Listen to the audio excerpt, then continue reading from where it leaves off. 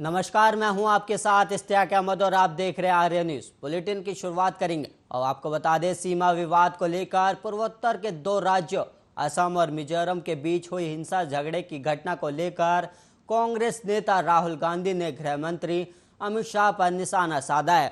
उन्होंने इस घटना को अमित शाह की नाकामी बताया और कहा कि उनके कारण ही नागरिकों में नफरत और अविश्वास पैदा हो रहा है। साथ ही उन्होंने इस घटना में मारे गए लोगों के प्रति अपनी संवेदनाएं भी प्रकट की और घायलों के जल्द स्वास्थ्य होने की आशा जताई है। और वहीं आपको बता दें कि झगड़ा सीमा विवाद को लेकर असम मिजोरम बॉर्डर के लायलापुर में हुआ और इसमें असम पुलिस के 6 जवान भी शहीद हो गए और वहीं 50 से ज़्यादा लोग के घायल होने की खबर है।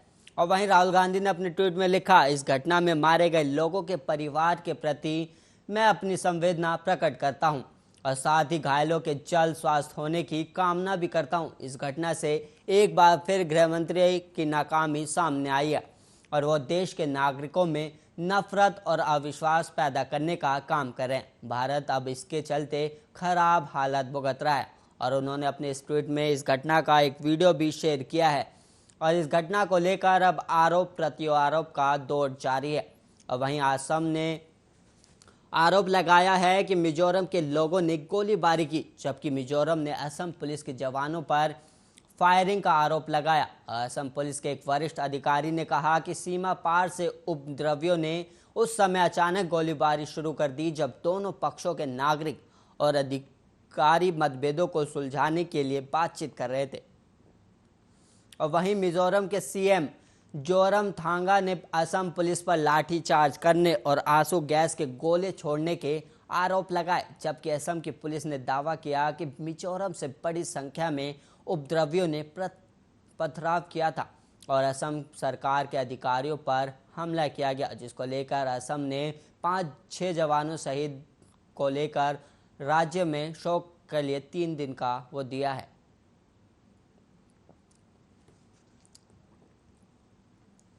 केंद्र सरकार ने देश भर में वैक्सीनेशन ड्राइव में तेजी लाने के लिए लगभग 2.5 महीने पहले प्राइवेट सेक्टर के अस्पतालों की भी इसमें शामिल किया था और सरकार ने देश में निर्मित वैक्सीन का 25% इन प्राइवेट सेक्टर के लिए अस्पतालों के लिए रिजर्व रखा गया था।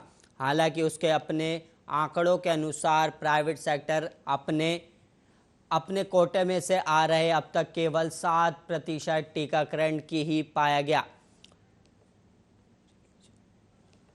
एक निजी समाचार पत्र में छपी एक रिपोर्ट के मुताबिक 20 जुलाई को मानसून सत्र के दौरान राज्यसभा में कांग्रेस के सांसद मल्लिकार्जुन खड़गे ने इसको लेकर सवाल पूछा था, जिसके जवाब में स्वास्थ्य मंत्रालय ने बताया कि 1 मई से 15 जुलाई 2021 तक प्राइवेट केंद्रों पर लगभग 7% वैक्सीनेशन हुआ है। और वहीं इसके बाद से ही कई हेल्थ एक्सपर्ट प्राइवेट अस्पतालों को वैक्सीन का 25% कोटा दिए जाने को लेकर सवाल भी उठा रहा है। और वहीं कई राज्य सरकारों ने भी केंद्र से इस कोटे में कमी या फिर पूरी तरह से खत्म करने का आग्रह किया। और वहीं पीपल्स हेल्थ मूवमेंट के डॉक्टर के अनुसार केंद्र सरकार प्राइवेट केंद्रों पर वैक्सीनेशन को लेकर राज्य सरकारों पर जोर दे रही है और इतनी कोशिशों के बाद भी प्राइवेट अस्पतालों में वैक्सीनेशन बेहद धीमी गति से हो रहा है। और इसका कारण ये है कि प्राइवेट अस्पताल के ढांचे के साथ वैक्सीनेशन का कार्य किसी भी तरह से फिट नहीं बैठता, इसलिए ये अस्पताल इसमें रुचि नहीं दिखा रहे हैं। देश में जानलेवा कोरोना वायरस के मामले अब धीरे धीरे कम हो रहे हैं। देश में पिछले 24 घंटों में कोरोना के 29,689 नए मामले सामने आए हैं और वहीं 415 लोगों की कोरोना के चलते मौत हो गई।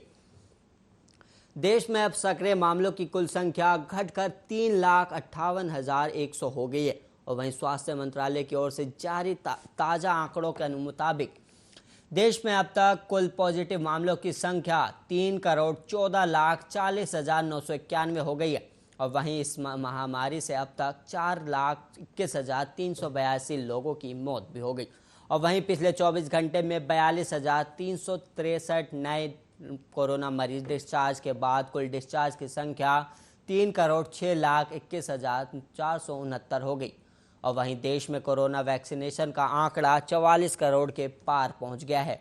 और वहीं कल वैक्सीन के 57 लाख से ज़्यादा डोज लगाई गई, जिसके बाद देश में अब तक वैक्सीन की 44 करोड़ 10,57,103 डोज लगाई गई। पेगासस मामले पर सुप्रीम कोर्ट में तीसरी याचिका दाखिल हुई है। वरिष्ठ पत्रकार MR और शशि कुमार ने सुप्रीम कोर्ट के वर्तमान और पूर्व जज की अध्यक्षता में जांच की मांग की है। केंद्र से इस मसले पर स्पष्टीकरण लिए जाने की भी मांग की गई। और इससे पहले वकील ML शर्मा और CPM के राज्यसभा सांसद जॉन ब्रिटास भी याचिका दाखिल कर चुके हैं। और वहीं आपको बता दें कि स्मार्टफोन के इस दौर में निजी बातचीत या जानकारी की रक्षा को लेकर कानून काफ़ी पीछे चल रहा है। इंडियन टेलीग्राफ एक्ट 1885 में 2007 में हुए संशोधन के बाद फ़ोन टैपिंग को लेकर नियम बने थे और इसके तहत देश की रक्षा या फिर गंभीर अपराध की निगरानी के मामलों में उच्च स्तरीय अनुमति पर फ़ोन टैपिंग हो सकती है। और किसी राज्य में गृह सचिव स्तर से मिलने वाली अनुमति के बाद 60 दिन तक किसी फ़ोन की टैपिंग हो सकती है और इसे अधिकतम 180 दिन तक जारी रह सकते हैं। और वहीं स्मार्टफोन में उपलब्ध तमाम तरह के ऐप में डाली गई जानकारी की चोरी, कॉल या फिर मैसेज के जरिए की गई बातचीत के लीक होने को लेकर ये कानून अलग से कुछ नहीं कहता।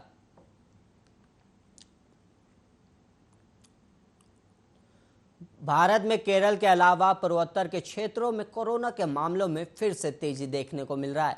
कोरोना के पिछले हफ्ते के डाटा बताते हैं कि भारत के कुछ राज्यों के जिलों में मामले बढ़े हैं और पर पूर्वोत्तर में असम को छोड़कर 16.2% की वृद्धि दर से कोरोना के मामले पिछले हफ्ते बढ़े।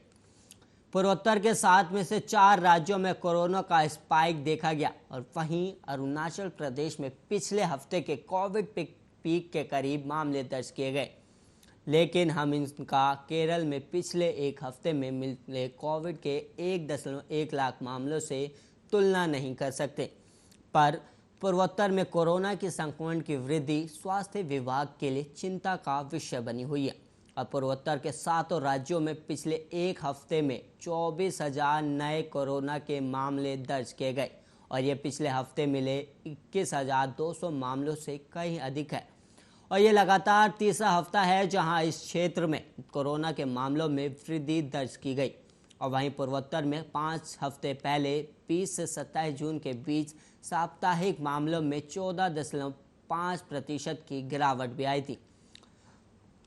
और इसके बाद अगले कुछ हफ्तों में इसकी संख्या में थोड़ा बदलाव आया, पर पिछले 3 हफ्तों में संक्रमण की दर लगातार बढ़ती चली गई और पिछले 3 हफ्तों में संक्रमण की दर 17.3%, 15% और 16.2% की वृद्धि दर रिकॉर्ड की गई। बीते दिनों महाराष्ट्र में बारिश के चलते तबाही के बाद अब मौसम विभाग ने देश के कई राज्यों में भारी बारिश की संभावना जताई है। मौसम विभाग के अनुसार झारखंड, बिहार में भारी बारिश के आसार बने हुए हैं और राजधानी दिल्ली में भी बारिश हुई। और वहीं IMD ने 26 से 28 जुलाई में हिमाचल प्रदेश, हरियाणा समेत उत्तर प्रदेश में भारी बारिश की संभावना जताई है। और वहीं 27 से 28 जुलाई को पंजाब, पूर्वी उत्तर प्रदेश में बारिश हो सकती है। और वहीं 27 से 28 में हिमाचल और उत्तराखंड में भी आसार बने हुए हैं। मौसम विभाग की दी गई जानकारी के मुताबिक उत्तर प्रदेश के कुछ इलाकों में अगले 24 घंटे भारी बारिश होने के अनुमान के चलते अलर्ट भी जारी कर दिया गया और वहीं कई इलाकों में हल्की बारिश भी हो सकती है। और वहीं IMD ने बताया कि दिल्ली के अलग अलग हिस्सों में हल्की बारिश के साथ तापमान में गिरावट दर्ज की जाएगी। इस दौरान हवा की गति 30 से 40 किलोमीटर प्रति घंटे की रफ्तार से रह सकती है।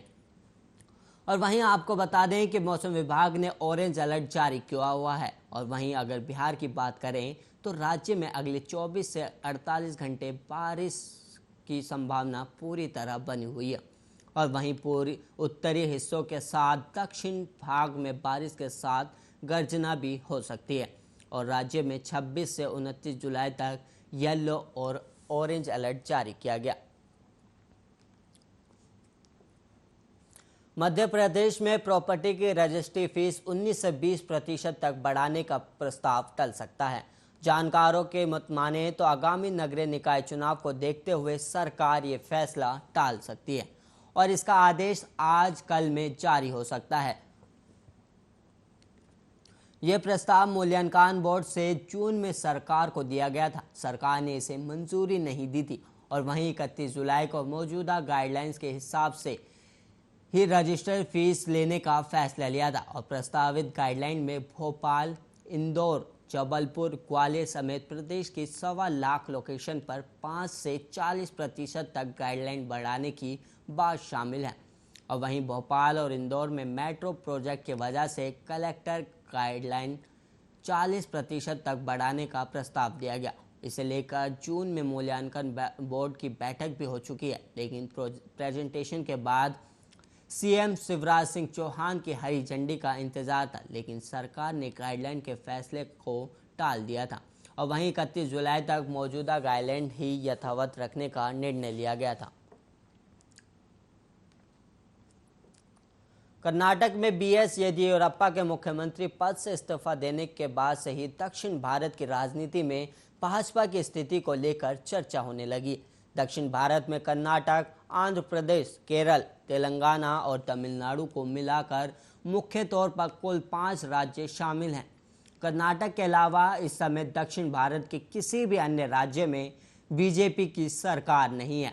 केरल की बात करें तो यहाँ इसी साल हुए विधानसभा चुनावों की कुल 140 सीट में से बीजेपी ने 113 पर चुनाव लड़ा था, लेकिन वो इन चुनावों में एक भी सीट नहीं जीत पाई थी।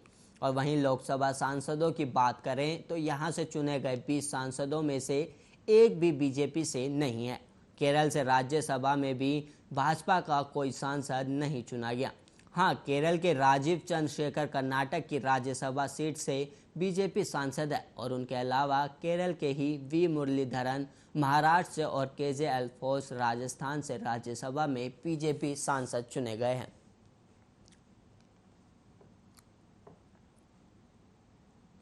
पंजाब के बाद अब छत्तीसगढ़ कांग्रेस में कलह शुरू हो गई है। यहां राज्य के स्वास्थ्य मंत्री टीएस सिंहदेव अपनी ही सरकार से नाराज होकर विधानसभा से बाहर निकल गए। जब मीडिया ने उनसे सवाल किया तो उन्होंने कहा कि मैं तब तक इस पवित्र सदन में नहीं आऊंगा जब तक कांग्रेस विधायक के हमला करने के आरोपों पर सरकार का बयान सदन में नहीं आ जाता। और वहीं कांग्रेस विधायक बृहस्पति सिंह ने स्वास्थ्य मंत्री पर जान से हमला करने का आरोप लगाया था। टीएस सिंहदेव ने कहा, जब तक सरकार जांच का आदेश नहीं देती या बयान जारी नहीं करती, मैं खुद इस सत्र का हिस्सा बनने के योग्य नहीं पाता। मेरे चरित्र और मेरे परिवार के बारे में सभी जानते हैं। और असल राज्य के रामानुजगंज विधानसभा सीट से कांग्रेस के विधायक बृहस्पति सिंह ने आरोप लगाया था कि स्वास्थ्य मंत्री टीएस सिंहदेव के इशारों पर सरगुजा जिले के अंबिकापुर शहर में उनके काफिले के एक वाहन पर कथित रूप से हमला किया गया। विधायक सिंह ने कहा था कि उन्होंने बघेल की प्रशंसा की थी और कहा था कि वो राज्य के मुख्यमंत्री बने रहेंगे और यह बयान मंत्री सिंहदेव को पसंद नहीं आया और बाद में उनके काफिले पर हमला किया गया। कांग्रेस विधायक ने कहा था कि कथित हमले में 3 लोग थे, जिनमें से एक मंत्री सिंहदेव का दूर का रिश्तेदार था और यह भी आरोप लगाया था कि स्वास्थ्य मंत्री से उनकी जान को खतरा है। और इन आरोपों को लेकर सिंहदेव ने कहा था कि उनके क्षेत्र और राज्य के लोग उनकी छवि के बारे में अच्छी तरह से जानते हैं और उन्हें इस विषय पर कुछ नहीं कहना। मध्य प्रदेश के कई हिस्सों में भारी बारिश का दौर जारी है। प्रदेश में एक और नदियां उफान पर हैं, तो वहीं दूसरी ओर कई जिलों में सामान्य से अभी भी कम बारिश हुई है। प्रदेश के बुरहानपुर, देवास, शाजापुर, राजगढ़, विदिशा, उज्जैन सहित कई जिलों में नदियों का स्तर काफी बढ़ गया है। मौसम विभाग ने बताया कि पूरे राज्य में 1 जून से 26 जुलाई तक सामान्य से 0.2% ज़्यादा बारिश रिकॉर्ड की गई है। मौसम विभाग का कहना है कि बारिश का ये दौर 1 हफ्ते तक जारी रहने वाला है। और वहीं एमपी की राजधानी भोपाल में लगातार 3 दिनों से हो रही बारिश ने 10 दिनों का कोटा पूरा कर दिया है। भोपाल में बीते 72 घंटों में करीब 4 इंच यानी 101.4 मिलीमीटर पानी बरस गया। अब माइनस में जा रहा बारिश का कोटा अब सामान्य स्थिति में पहुंच गया है। और वहीं उज्जैन के विश्व परिषद महाकाल मंदिर में दर्शन के लिए शाम 2 घंटे के लिए द्वार खोले गए। सावन के पहले सोमवार के मौके पर दर्शन के लिए अंदर जाने के लिए श्रद्धालुओं में होड़ मच गई और वो एक दूसरे पर चढ़ गए। मंदिर के गेट नंबर 4 से श्रद्धालु सुरक्षा घेरे तो तोड़ते हुए धक्का मुक्की के साथ साथ अंदर घुसने लगे और वहां बड़ा हादसा होते होते टल गया। भीड़ में बच्चे और महिलाएं नीचे दब गई और उन्हें चोटें भी पहुंची। मंदिर को पिछले महीने भी खोला गया था, लेकिन उसके अंदर जाने की इजाज़त केवल उन्हीं को थी जिन्होंने कम से कम वैक्सीन की एक खुराक ले रखी हो या फिर 48 घंटे पुरानी नेगेटिव RT-PCR रिपोर्ट हो और सुबह 6 से शाम 8 बजे के बीच एक दिन में सिर्फ 3500 श्रद्धालुओं को अंदर जाने की इजाज़त थी। इसके लिए 2-2 घंटे के साथ टाइम स्लॉट भी बना दिए गए थे। इन 2 घंटों में केवल 500 लोग ही अंदर जा सकते थे, लेकिन जब उमा भारती और मुख्यमंत्री शिवराज सिंह चौहान जैसे VIP अपने परिवार के सदस्यों के साथ मंदिर पहुंचे, इसके बाद श्रद्धालुओं के साथ साथ प्रशासन के लिए भी स्थिति भयावह हो गई। जिला प्रशासन की लापरवाही और व्यवस्थाओं की पोल खोलता एक वायरल वीडियो सुबह भी सामने आया था, जिसके बाद कलेक्टर ने अपना रटा रटाया बयान दिया था कि सामाजिक दूरी का ध्यान रखवाने के लिए कोशिश करेंगे, लेकिन देर शाम फिर लापरवाही देखने को मिली। और वहीं आपको बता दें कि इससे पहले मंदिर में सुबह 6 से 11 बजे के बीच उमा भारती की मौजूदगी में ऐसा ही भयावह माहौल देखने को मिला था। लोग एक दूसरे पर चढ़ते हुए दिखाई दे रहे थे, जैसा कि आप वीडियो में देख सकते हैं। और उसके बाद मुख्यमंत्री शिवराज सिंह चौहान भी मंदिर पहुंचे थे और एक दिन पहले ही मंदिर में इंटेलिजेंस ने एक संदिग्ध युवक को पकड़ा था और कलेक्टर ने कहा अगले सोमवार के लिए अच्छा प्लान करेंगे। निश्चित रूप से फ्री फॉर ऑल में कोविड गाइडलाइन का ठीक से पालन नहीं हो पाता है और कलेक्टर ने भी माना कि एक साथ कई लोगों के आने से गाइडलाइन का उल्लंघन हुआ है।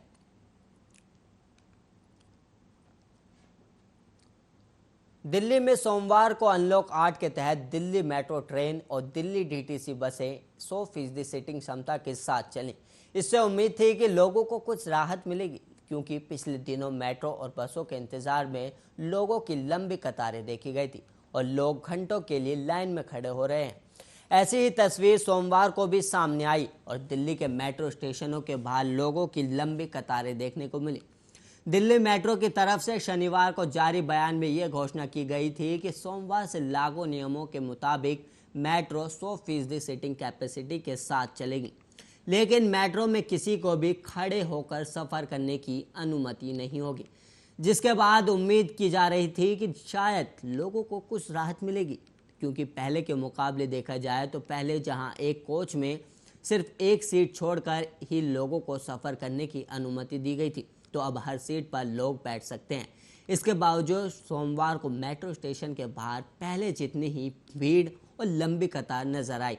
लोगों की शिकायत है कि कैपेसिटी बढ़ाने से कोई राहत नहीं मिली, पहले जितना ही इंतज़ार अभी भी लोगों को करना है, और जिसमें करीब 1 से लेकर 1.5 घंटे तक का इंतज़ार तो नॉर्मल है। और वहीं अगर कोरोना नियमों के पालन की बात करें तो लाइन में सोशल डिस्टेंसिंग तो नहीं थी, बस लोगों के चेहरों पर मास्क जरूर दिखा।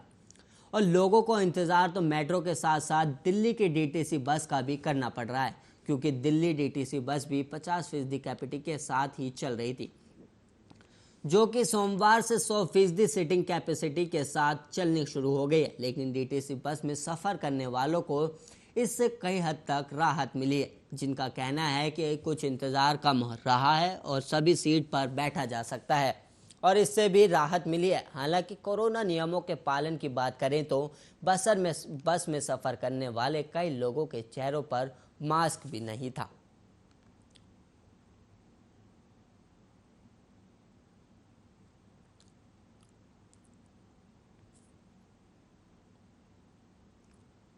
और वहीं इस बुलेटिन में इतना ही। ऐसे ही देश और दुनिया की तमाम खबरों के लिए आप देखते रहिए आर्या न्यूज़।